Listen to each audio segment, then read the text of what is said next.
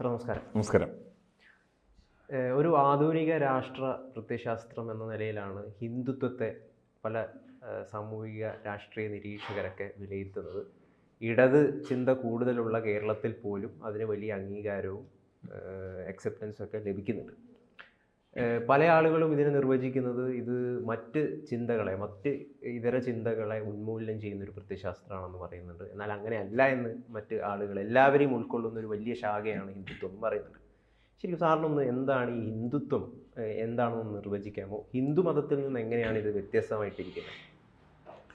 ഇതിൻ്റെ പ്രധാനമായിട്ടുള്ള സംഗതി, ഇപ്പോൾ നേരത്തെ ചോദിച്ച ഹിന്ദുത്വം എന്താണെന്നുള്ള ചോദ്യത്തിന് ഉത്തരം പറയാം. അത് ഉത്തരം പറയുന്ന സമയത്തുള്ളൊരു മറുവശമുള്ളത്, അതിനെക്കുറിച്ചിട്ട് സ്വാഭാവികമായിട്ട് ചില ആക്ഷേപങ്ങളുണ്ട്. ഞാൻ തന്നെ നേരിട്ട് സംസാരിക്കുന്ന സമയത്ത് പലരും പറഞ്ഞിട്ടുണ്ട്, ഹിന്ദുത്വം എന്ന് പറഞ്ഞിട്ടുണ്ടെങ്കിൽ ക്രിസ്ത്യാനികളെ ഇല്ലായ്മ ചെയ്യുക, കമ്മ്യൂണിസ്റ്റുകളെ ഇല്ലായ്മ ചെയ്യുക, മുസ്ലിങ്ങളെ ഇല്ലായ്മ ചെയ്യുക. അതിന് ഇല്ലായ്മ ചെയ്യുന്നതല്ല വാസ്തവത്തിൽ. ഇതിനകത്ത് ഹിന്ദുത്വത്തിൻ്റെ കാഴ്ചപ്പാട് ഇപ്പോഴും ഒരു ഭാവാത്മകമായിട്ടുള്ള കാഴ്ചപ്പാടാണ്. ഹിന്ദുത്വ നിഷേധാത്മകമായിട്ടുള്ള കാഴ്ചപ്പാടല്ല. പിന്നെ അവർ അങ്ങനെ ധരിക്കുന്നതിൽ അവർ തെറ്റു പറയാൻ സാധ്യമല്ല. ഞാനിപ്പോൾ ഒരു ആരോപണം ഒരാൾക്കെതിരായിട്ട് ഉന്നയിക്കുന്നുണ്ടെങ്കിൽ സ്വാഭാവികമായിട്ട് എൻ്റെ മനസ്സിലുള്ളതാണ് ഞാൻ ആരോപണം ഉന്നയിക്കുക. ഇപ്പം ഞാൻ ഗൗതം ആൾ കള്ളനാന്ന് ഞാൻ പറഞ്ഞു വന്നിരിക്കട്ടെ, എൻ്റെ മനസ്സിൽ കളവുണ്ടാവണം. കളവില്ലാത്ത ഒരാൾക്ക് വേറെ ആളെ കള്ളൻ എന്ന് വിളിക്കൽ അത്ര എളുപ്പമല്ല. സെമിറ്റിക് സിദ്ധാന്തങ്ങൾ എല്ലാത്തിലും ക്രൈസ്തവ ഇസ്ലാമിക മതവിഭാഗങ്ങളിലൊക്കെ തന്നെ ഇതര മതവിഭാഗങ്ങളെ ക്രിസ്ത്യാനികൾ കാണുമ്പോൾ എല്ലാവരും പാപിയായിട്ട് കാണാം, മുസ്ലിങ്ങൾ കാണുന്ന സമയത്ത് എല്ലാവരെയും കാഫിറുകളായിട്ട് കാണാം. അപ്പോൾ സ്വാഭാവികമായിട്ട് അവർ പറഞ്ഞ് പറ്റിക്കാൻ വേണ്ടി എളുപ്പമാണ്. നിങ്ങളുടെ പോലെ തന്നെ കാഫിർ എന്ന് വിളിക്കുന്ന പോലെ തന്നെയാണ് നിങ്ങൾക്കെതിരാണ് ഹിന്ദുത്വം, നിങ്ങൾക്കെതിരാണ് പാപി എന്ന് വിളിക്കുന്ന പോലെയുള്ള നിങ്ങൾക്കെതിരാണ് എന്ന് ക്രിസ്ത്യാനികളോട് പറയുക. പക്ഷേ ഹിന്ദുക്കളെ സംബന്ധിച്ച്, ഹൈന്ദവരെ സംബന്ധിച്ച്, ഹിന്ദുത്വത്തെ സംബന്ധിച്ച് ഒരാളെയും മാറ്റി നിർത്താൻ സാധ്യമല്ല. ഇവിടെ ജീവിക്കുന്ന എല്ലാ ജനങ്ങളും ഹിന്ദുക്കളാണെന്നുള്ളതാണ് ഹിന്ദുവിൻ്റെ വിശ്വാസം. ശരിക്കതാണ്. അതുകൊണ്ട് ഹിന്ദു ഒരു മതം എന്നുള്ള നിലയ്ക്ക് പോലും എനിക്കതിനെ കാണാൻ സാധ്യമല്ല. നിങ്ങൾ മതം എന്ന് പറയുന്ന സമയത്ത് നമ്മൾ സാധാരണ ട്രഡീഷണൽ മതങ്ങൾ, ക്രൈസ്തവ, ഇസ്ലാമിക, ബുദ്ധ, ജൈന, ഹൈന്ദവ മതങ്ങൾ, ഈ മതങ്ങൾക്കൊക്കെ ഒരു ആസ്തിക ഭാവമുള്ളവരെയാണ് മതം എന്ന് പറയുക. അമ്പലത്തിൽ പോകണം, ക്ഷേത്രത്തിൽ പോകാത്തവരാരും ഹിന്ദുവല്ല എന്ന് വേണമെങ്കിൽ ചിലർക്ക് വേണമെങ്കിൽ പറയാം. അത് അവരുടെ വിശ്വാസ പ്രമാണം വെച്ചിട്ടാണ്. പക്ഷെ അങ്ങനെയല്ല. കാര്യം ഇപ്പോൾ രാമായണത്തിൽ തന്നെ ശ്രീരാമചന്ദ്രൻ പറയുന്നുണ്ട്, അദ്ദേഹം തിരിച്ച് അയോധ്യയിലേക്ക്, ലങ്കയിൽ യുദ്ധം കഴിഞ്ഞിട്ട് അയോധ്യയിലേക്ക് മടങ്ങി വരുന്ന വഴിക്ക് അദ്ദേഹം ഭരതനോട് ചോദിക്കുന്നുണ്ട്, ഇവിടെ നാസ്തികന്മാർക്ക് സുഖമാണെന്ന് ചോദിക്കുന്നത്. എന്നുവെച്ചാൽ ചാർവാകന്മാർക്ക് സുഖമാണെന്ന് ചോദിക്കുന്നുണ്ട്. ചാർവാകൻ എന്ന് പറഞ്ഞാൽ നാസ്തികന്മാരുടെ ഗുരുവാണ് ചാർവാകൻ. എന്ന് വെച്ചാൽ ഈ അമ്പലത്തിൽ പോകണം എന്ന ഹിന്ദുത്വത്തെ സംബന്ധിച്ച് ഒരു നിർബന്ധമില്ല. നിങ്ങൾക്ക് പോകാതിരിക്കാം. ഇപ്പം അടുത്ത കാലത്ത് ചില സ്ഥലത്തൊക്കെ ദേവസ്വം ബോർഡ് ക്ഷേത്രങ്ങളിലൊക്കെ അഹിന്ദുക്കൾക്ക് ക്ഷേത്രപ്രവേശനം ഇല്ല എന്ന് പറഞ്ഞിട്ടുണ്ട്. ഇത് ഹിന്ദു വിരുദ്ധമാണത്. ഹിന്ദു വിശ്വാസ പ്രമാണങ്ങൾ വെച്ചിട്ട് അഹിന്ദു പ്രയോഗമില്ല. ഈ വടക്കൻ കേരളത്തിലൊക്കെ ചില കാവുകളിലൊക്കെ മുസ്ലിങ്ങൾക്ക് പ്രവേശനമില്ല എന്നൊക്കെ പറഞ്ഞ ചില ബോർഡുകൾക്ക് പ്രത്യക്ഷപ്പെട്ടത് വലിയ വിവാദമായിരുന്നു. അത് ഒരു ഭയത്തിൻ്റെ അടിസ്ഥാനത്തിൽ നിന്ന് വന്നതാണ്. ഒരു കാലഘട്ടത്തിൽ ടിപ്പുവിൻ്റെ കാലം തുടങ്ങിയിട്ട് 921 സമയത്തൊക്കെ ഈ കാവുകൾ ആക്രമിക്കുന്ന പരിപാടി ഇസ്ലാമിക തീവ്രവാദികൾ ചെയ്തിരുന്നു. അത് സാധാരണ മുസ്ലിങ്ങളല്ല. സാധാരണ മുസ്ലിങ്ങളല്ലാത്ത മുസ്ലിമിൽ തന്നെ പല വിഭാഗങ്ങളുണ്ട്. അതിൽ ചില വിഭാഗങ്ങൾ എക്സ്ട്രീം ഗ്രൂപ്പാണ്, തീവ്രവാദികളാണ്. അവരെല്ലാത്തിനെയും കടന്നാക്രമിക്കും. അവരാണ് ഈ കൊലപ്പെടുത്തലൊക്കെ ചെയ്യുക. അവരെ കുറിച്ചിട്ടാണ് പണ്ട് ദുരവസ്ഥയിൽ കുമാരനാശൻ എഴുതിയവരാണ് ഈ പറയുന്ന മുഹമ്മദിയർക്ക് അമ്മയും ബംഗളൂരിൽ നിന്നൊക്കെ ചോദിച്ചത്. ഈ ഒരു പശ്ചാത്തലത്തിലാണ് ചോദിച്ചത്. അപ്പോൾ ആ തരത്തിലുള്ള ആളുകളോടുള്ള ഭയപ്പാട് മലബാർ ഭാഗത്ത് ഹിന്ദുക്കളിൽ, പ്രത്യേകിച്ച് 921 ശേഷം ജനിച്ചിട്ടുള്ള എല്ലാവർക്കും ഉണ്ട്. അതുകൊണ്ടാണ് എഴുതിയത് ക്ഷേത്രങ്ങളിലും മുസ്ലിങ്ങൾക്ക് പ്രവേശനമില്ല എന്ന് പറഞ്ഞിട്ട് എഴുതി. അത് മധ്യ കേരളത്തിലേക്ക് വന്ന സമയത്ത്, അത് ദേവസ്വം ബോർഡ് ക്ഷേത്രങ്ങളിൽ വന്ന സമയത്ത് അഹിന്ദുക്കൾക്ക് ക്ഷേത്രപ്രവേശനം ഇല്ല എന്ന് പറഞ്ഞിട്ടായി. ഈ അഹിന്ദു ആരാണെന്നുള്ളൊരു ദേവസ്വം ബോർഡ് വിവക്ഷിക്കേണ്ടതാണത്. അത് ഹിന്ദു എന്നല്ല. ഇപ്പോൾ നന്ദകുമാർ ഹിന്ദുവാണ്, അല്ലെങ്കിൽ ഗൗതം ഹിന്ദുവാണ്, പ്രശാന്ത് ഹിന്ദുവാണ്, ജേക്കബ് ക്രിസ്ത്യാനിയാണ്. ആയിക്കോട്ടേനെന്താ? ഇവിടെ എറണാകുളത്തുള്ള വിശ്വഹിന്ദു പരിഷത്തിൻ്റെ സംസ്ഥാന ആസ്ഥാനമായിരിക്കുന്ന പാവക്കുളത്ത് മഹാദേവ ക്ഷേത്രത്തിനകത്ത് അബ്ദുൽ ഖാദറിൻ്റെ പേരിൽ പുഷ്പാഞ്ജലി കഴിക്കാം. ജേക്കബിൻ്റെ പേരിൽ അവിടെ വേണമെങ്കിൽ ശയനപ്രദർശനം നടത്താം. ആരും ചോദിക്കില്ല. എല്ലാവർക്കും എല്ലാ അവകാശമുണ്ട്. കാരണം ക്ഷേത്രം എന്ന് പറയുന്നത് മതത്തിൻ്റെ അടിസ്ഥാനത്തിൽ തീരുമാനിക്കേണ്ടതല്ല. അതിന് ശരിക്ക് വിശ്വാസ പ്രമാണങ്ങളുടെ അടിസ്ഥാനത്തിൽ തീരുമാനിക്കേണ്ടതാണ്. സമാനം തന്നെയാണ് ഹിന്ദുത്വത്തെ സംബന്ധിക്കുന്നത്.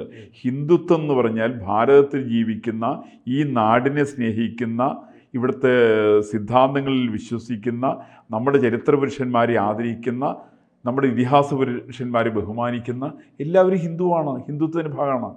അതുകൊണ്ടാണ് പണ്ട് 1978 സമയത്ത് കൊക്കോക്കോളയുടെ എല്ലാം നിരോധനം ഉണ്ടായി. അതിനുശേഷം ജോർജ് ഫെർണാണ്ടസ് അദ്ദേഹം ജർമ്മനിയിൽ പോയി. അപ്പോൾ ജർമ്മനിക്കാർ അദ്ദേഹത്തെ പരിചയപ്പെടുത്തത് ഹിന്ദു എന്ന് പറഞ്ഞിട്ടാണ്. ഡൽഹിയിൽ ഇമാം ഇവിടുന്ന് മിഡിൽ ഈസ്റ്റിൽ പോയിരുന്നു, സൗദിയിൽ മെക്കയിൽ പോയിരുന്നു. മെക്കയിൽ സൗദി അറേബ്യയിലാണല്ലോ അത്. അവിടെ പോയ സമയത്ത് അവർ ഹിസ് ഹിന്ദു മുസ്ലിം എന്ന് പറഞ്ഞിട്ട് പരിചയപ്പെടുത്തിയത്. എന്ന് വെച്ചാൽ ഇന്ത്യയിൽ ജീവിക്കുന്ന എല്ലാവരും വിദേശികളെ സംബന്ധിച്ച് ഹിന്ദുവാണ്. നമ്മളത് ശരിയാണെന്ന് തന്നെ പറയുന്നത്. ഇവിടെ താമസിക്കുന്ന ക്രിസ്ത്യാനിയും, ഇവിടെ താമസിക്കുന്ന മുസ്ലിമും, ഇവിടെ താമസിക്കുന്ന പാർസിയും, ഇവിടെ താമസിക്കുന്ന സിഖ്, ബുദ്ധ, ജൈന എല്ലാ വിഭാഗങ്ങളും അവരൊക്കെ തന്നെ ഹിന്ദുവാണ്. അതുകൊണ്ട് തന്നെ ഈ നാടിനെ സ്നേഹിക്കുക, നാടിൽ വിശ്വസിക്കുക എന്നുള്ളതാണ് ഹിന്ദുത്വത്തിൻ്റെ അടിസ്ഥാന പ്രമാണം. ശരിക്കതാണ്. അത് ഹിന്ദു മതവും ഹിന്ദുത്വവും രണ്ടും രണ്ടാണ്. ഹിന്ദു മതം എന്ന് പറയുന്നത് വളരെ അടുത്ത കാലത്ത് പലരും എഴുതി ചേർക്കപ്പെട്ട സാധനമാണ്. അതിനകത്ത് മതത്തിൻ്റേതായിട്ടുള്ള ചേരുവകൾ ചേർത്ത് വയ്ക്കേണ്ട ആവശ്യം നിർബന്ധമുള്ളതായിട്ട് എനിക്ക് തോന്നിയിട്ടില്ല. ഇപ്പം ഞാൻ മനസ്സിലാക്കുന്ന ദേശീയ പ്രസ്ഥാനങ്ങളൊന്നും ഹിന്ദു മതത്തിൻ്റെ അടിസ്ഥാനത്തിലില്ല, ഹിന്ദുത്വത്തിൻ്റെ അടിസ്ഥാനത്തിലാണ്. ആ ഹിന്ദുത്വത്തിനകത്ത് മതം അതിനകത്തൊരു ഘടകമേ അല്ല. അത് നാടിന് ദേശീയതയ്ക്കാണ് പ്രാധാന്യം കൊടുക്കുന്നത്. ഹിന്ദുത്വം ദേശീയതയാണ്. അതിനാർക്കും എതിരായിട്ട് നിൽക്കാൻ സാധ്യമല്ല. നാടിനെ സ്നേഹിക്കുന്ന ആർക്കും അനുകൂലമായിട്ട് നിൽക്കാൻ സാധിക്കുന്നതാണ് ഹിന്ദുത്വം. അത് ഇന്ത്യയുടെ സുപ്രീം കോടതി അതിനെ സംബന്ധിക്കുന്ന കൃത്യമായിട്ട് വിധി പ്രഖ്യാപിച്ചിട്ടുണ്ട്. അപ്പോൾ നമുക്ക് വേണമെങ്കിൽ സംശയം വേണ്ടി ചോദിക്കാൻ വേണമെങ്കിൽ, അങ്ങനെയാണെങ്കിൽ നിങ്ങളെന്താ ഈ അയോധ്യയിലെ ശ്രീരാമക്ഷേത്രത്തെക്കുറിച്ച് പറയുന്നത് എന്നാണ്. അയോധ്യയിലെ ശ്രീരാമക്ഷേത്രം ഒരു മതവിഭാഗത്തിൻ്റെ ക്ഷേത്രമല്ല, അത് അതിനേക്കാൾ ഉപരിയാണ്.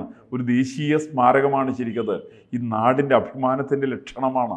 അതുകൊണ്ടാണ് അതിൻ്റെ പൂജാതി കർമ്മങ്ങളിൽ, വിഗ്രഹ പ്രതിഷ്ഠാ സമയത്ത്, ശിലാപൂജാ സമയത്തെല്ലാം ഭാരതത്തിൻ്റെ പ്രധാനമന്ത്രിയോട് നേരിട്ട് പങ്കെടുത്തു.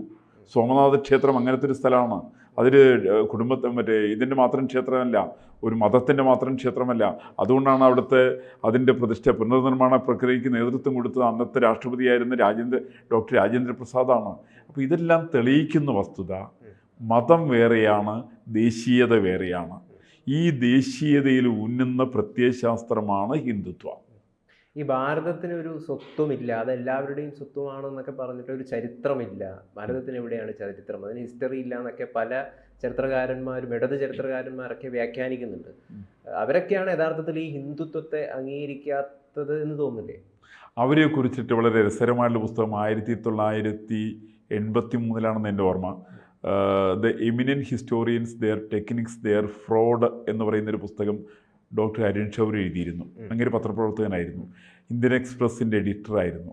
അതായത് ഇടതുപക്ഷ ചരിത്രകാരന്മാരെ എഴുത്തും വഞ്ചനയും എന്ന് പറഞ്ഞ നിലയിൽ അത് മലയാളീകരിച്ചിട്ടുണ്ട്, ആ പുസ്തകം ചെയ്തിട്ടുണ്ട്.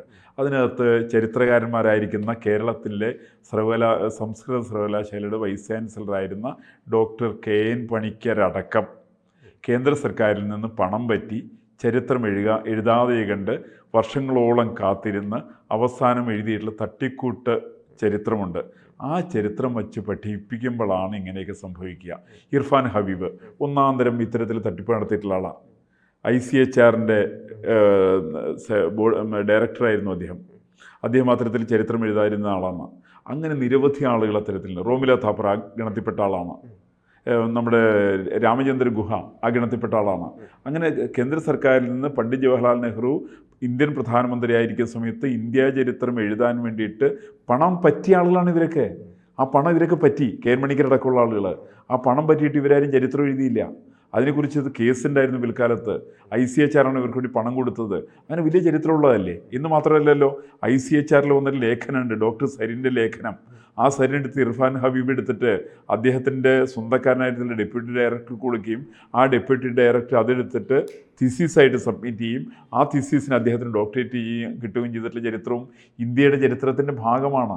എന്ന് വെച്ചാൽ ചരിത്രകാരന്മാരിൽ തന്നെ ഒരുപാട് കള്ളനാണയങ്ങളുണ്ട്. ഇർഫാൻ ഹബീബിനെ പോലെ, KN പണിക്കരെ പോലെ, അങ്ങനെയുള്ള എത്രയെത്രയോ പേര് അത്തരത്തിൽ കള്ളനാണയങ്ങളുണ്ട്. അവർ ഇന്ത്യാ ചരിത്രത്തെ തെറ്റായിട്ട് അവർ എഴുതാൻ ശ്രമിക്കുന്നു.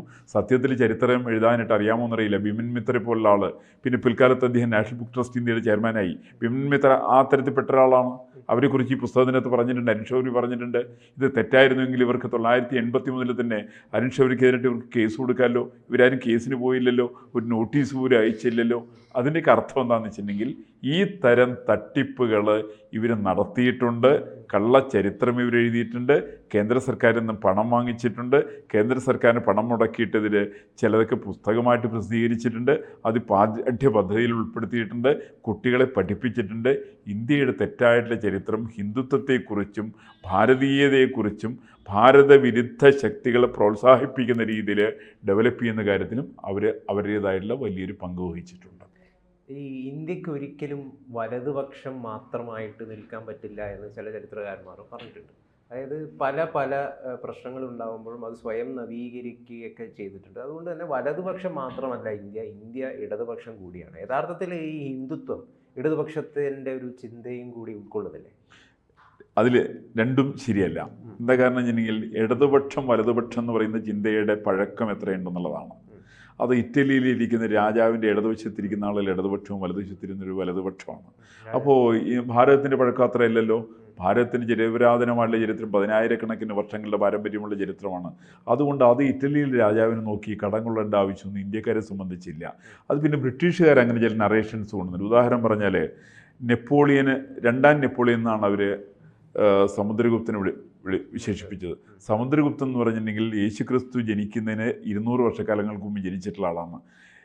2-ാം നൂറ്റാണ്ടിൽ ജനിച്ചിട്ടുള്ള ആളാണ്. അങ്ങനെയുള്ള സമുദ്രഗുപ്തനെ ഇന്ത്യൻ നെപ്പോളിയൻ എന്ന് വിളിച്ച പമ്പര വിഡ്ഢികളാണ് ബ്രിട്ടീഷുകാർ. ആ പാരമ്പര്യത്തിൽ വിശ്വസിക്കുന്നവർ ഇത്തരം മണ്ടത്തരങ്ങളൊക്കെ പറയും. ഇടതുപക്ഷം വലതുപക്ഷമൊക്കെ ചേർന്നുകൊണ്ട് ഒരു ഇടതുപക്ഷമില്ല വലതുപക്ഷമില്ല. അപ്പോൾ ഇവിടെയുള്ള ഈ നാടിനെ സ്നേഹിക്കുന്ന ആളുകൾക്ക് പ്രത്യേകിച്ച് പക്ഷമില്ല. അവരൊന്നിച്ചാണ് ഇരുന്നത്. അവരൊന്നിച്ചിരിക്കുന്ന സമയത്ത് അതിനകത്ത് ഇവർ പ്രത്യേകമായിട്ട് കാണേണ്ട ആവശ്യമില്ല. ഈ രാഷ്ട്രീയ ശത്രുതാ പ്രയോഗം പോലും ഇടതുപക്ഷത്തിൻ്റെ സംഭാവനയാണ്, കമ്മ്യൂണിസ്റ്റ് പാർട്ടികളുടെ സംഭാവനയാണ്. രാഷ്ട്രീയത്തിലെ എതിരാളികളെ പാടുള്ളൂ എന്നാണ് ഭാരതീയ സങ്കല്പം. നിങ്ങൾക്ക് എതിരാളികളൊക്കെ ആവാം, പക്ഷേ നിങ്ങൾക്ക് ശത്രുക്കളില്ല. ഈ നാട്ടിൽ ജീവിക്കുന്ന എല്ലാവരും നമ്മളുടെ ബന്ധുക്കൾ തന്നെയാണ്. അവർ ശത്രുക്കളല്ല. രാഷ്ട്രീയത്തിൽ വേണേൽ എതിരാളികളാവാം, അത് രാഷ്ട്രീയ വിഷയങ്ങളിൽ മാത്രമാണ്, വ്യക്തിപരമായിട്ടല്ല. ഇതാണ് ഹിന്ദുത്വത്തിൻ്റെ കാഴ്ചപ്പാടാണ്. ഹിന്ദുത്വം എന്ന് പറഞ്ഞാൽ തികച്ചും ശത്രുതയില്ലാത്ത പ്രത്യയശാസ്ത്രമാണ്. മറിച്ച് ഈ ഇടതുപക്ഷം എന്ന് പറയുമ്പോഴോ കമ്മ്യൂണിസം എന്ന് പറയുമ്പോഴോ ക്രിസ്ത്യാനിറ്റി എന്ന് പറയുന്ന സമയത്ത് മുസ്ലിംസ് എന്നൊക്കെ പറയുന്ന സമയത്ത് അവർക്ക് ശത്രു സങ്കല്പങ്ങൾ പലപ്പോഴും വരുന്നു എന്നുള്ളതാണ് ഒരു വസ്തുത. ഇപ്പം കഴിഞ്ഞ ഏതാനും ദിവസങ്ങൾക്ക് മുമ്പ് RSS സർസംഘചാലക് മോഹൻ ഭാഗവത് ഈ മസ്ജിദ് ടെമ്പിൾ വിഷയത്തിൽ ഒരു വിവാദപരമായിട്ടുള്ളൊരു പ്രസ്താവന നടത്തിയിരുന്നു. രാമക്ഷേത്രം എല്ലാ സ്ഥലത്തും തിരയേണ്ട ആവശ്യമില്ല എന്ന് പറഞ്ഞുകൊണ്ട്.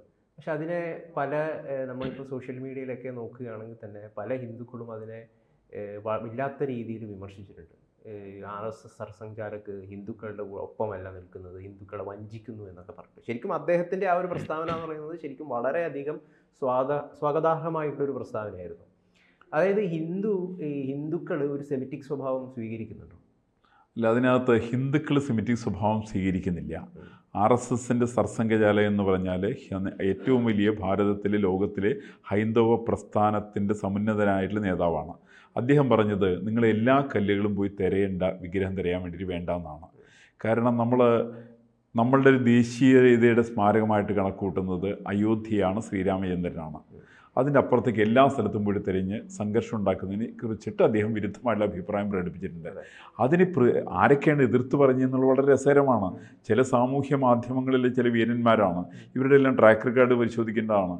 സാമൂഹ്യ മാധ്യമങ്ങളിലുള്ള കോൺഗ്രസ് പക്ഷപാതികളായിരിക്കുന്ന ആളുകൾ, ഇടതുപക്ഷ പക്ഷപാതികളായിരിക്കുന്ന ആളുകൾ, ഹിന്ദു നാമധാരികളായിരിക്കുന്ന ആളുകൾ, ഹിന്ദുക്കളുടെ സംഘർഷം ഉണ്ടാകണമെന്ന് മോഹിക്കുന്ന ആളുകൾ, അവരുടെയൊന്നും ഭരണകാലത്ത് സ്ഥാപിക്കാൻ സാധ്യമല്ലാത്ത അയോധ്യയിലെയും സോമനാഥത്തിലെയും ക്ഷേത്രങ്ങൾ പുനരുദ്ധരിച്ച് കണ്ട സമയത്തുണ്ടായിരുന്ന വിഷമത്തിൻ്റെ അടിസ്ഥാനത്തിൽ അവർ പറയുന്നു എന്നുള്ളത് മാത്രമേ ഉള്ളൂ. അതിന് ഇന്ത്യയിലെ ഭാരതത്തിലെ ഒരു ഹൈന്ദവ പ്രസ്ഥാനങ്ങളുടെ ഇടയ്ക്ക് ഒരു ചലനവും സൃഷ്ടിക്കാൻ വേണ്ടി സാധ്യമായിട്ടില്ല. പിന്നെ ആരൊക്കെ പറയുന്ന മാതിരി കഴുതക്കാമോലെ അങ്ങോട്ട് കരഞ്ഞു തീർത്തോട്ടെ, നമ്മളെ ഒരു വെറുതെ വിടുക, അവർ പറഞ്ഞിട്ട് വിരോധമൊന്നുമില്ല. അവർക്ക് അങ്ങനെ പറയാനുള്ള സ്വാതന്ത്ര്യമുണ്ട്, ഇഷ്ടംപോലെ സമയമുണ്ട്, പ്രത്യേകിച്ച് പണിയൊന്നും ഇല്ലാത്ത ആളുകളാണ്. അതുകൊണ്ട് അവർ സാമൂഹ്യ മാധ്യമങ്ങളിൽ കൂടി ഈ സംഘത്തിൻ്റെ സർസംഘചാലകൻ്റെ പ്രസ്ഥാനം വിമർശിച്ചോളൂ. പക്ഷേ അതിനെ സംബന്ധിച്ച് അദ്ദേഹത്തിന്, രാഷ്ട്രീയ സ്വയം സേവക സംഘത്തിന്, ഹൈന്ദവ പ്രസ്ഥാനങ്ങൾക്ക് കൃത്യമായിട്ടുള്ള കാഴ്ചപ്പാട് ഇതിനെ സംബന്ധിച്ചുണ്ട്. അനാവശ്യമായി ഒരു കല്ലും തെരഞ്ഞ് വിഗ്രഹമാണോ എന്ന് പരിശോധിക്കേണ്ടത് ഒരിക്കലും ഭാരതത്തിൽ ഇനി ആവശ്യമില്ല.